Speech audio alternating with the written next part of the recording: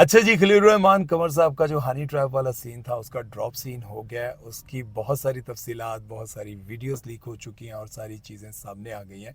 सारी की सारी तफसीलात अभी मैं आपको बताता हूँ। सबसे पहले तो मैं आपको ये बताता चलूँ कि उनकी वीडियोस जो लीक हुई हैं, लड़की जो कि वो गिरफ्तार है, लेकिन वीडियो किसने लीक की? अब बात यहाँ पर ये सोचने की है कि अगर लड़की गिरफ्तार हो गई है, वो जो मुल्जिमान थे वो गिरफ्तार हो गए हैं, तो वीडियो किसने लीक की है? वीडियो को देखने के बाद ये बात तो क्लियर हो गई है कि खलील रहमान कमर साहब वहां पर किसी ड्रामे की प्रोडक्शन के हवाले से बात करने नहीं गए थे, ना ही उस लड़की को कास्ट करने गए थे, बल्कि वीडियो को देखने के बाद ये पता चला कि वो वहाँ पर किसी और चक्कर में गए थे। बड़ी माजरत के साथ खलील रहमान कमर साहब की मैं बहुत रिस्पेक्ट करता हूँ, मेरे बड़े अच्छे दोस्त हैं, लेकिन चूंकि अब वो वीडियो सामने आ गई है तो उससे ये बात छुपाई नहीं जा सकती। और मैं आपको बताऊं कि ये किसी के साथ भी हो सकता है। ये मैं आपको भी आगे चलकर बताता हूं कि अच्छे से अच्छे शरीफ इंसान के साथ भी ऐसा हो सकता है। ऐसा नहीं कि खलील रहमान कमर साहब ही एक वाहिद और आखिरी इंसान है जिनके साथ ये हुआ है। ऐसा किसी के साथ भी हो सकता है, मेरे साथ भी हो सकता है, आपके साथ भी हो सकता है।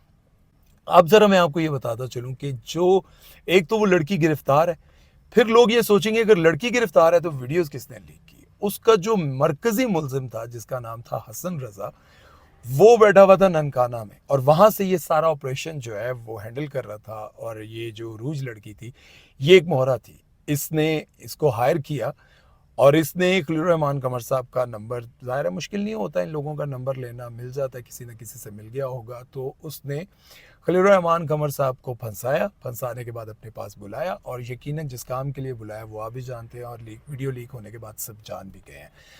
अब वहां से जब ये पकड़े जाते हैं तो फिर उन्होंने समझा कि बस ये इतने ही लोग हैं, लेकिन जब उनका रिमांड हुआ, उनको कुटशुट लुत्तर छितर पड़े तो पता चला कि ये हनी ट्रैप कराने वाला बंदा जो है हसन रजा ननकाना साहब में बैठा हुआ है।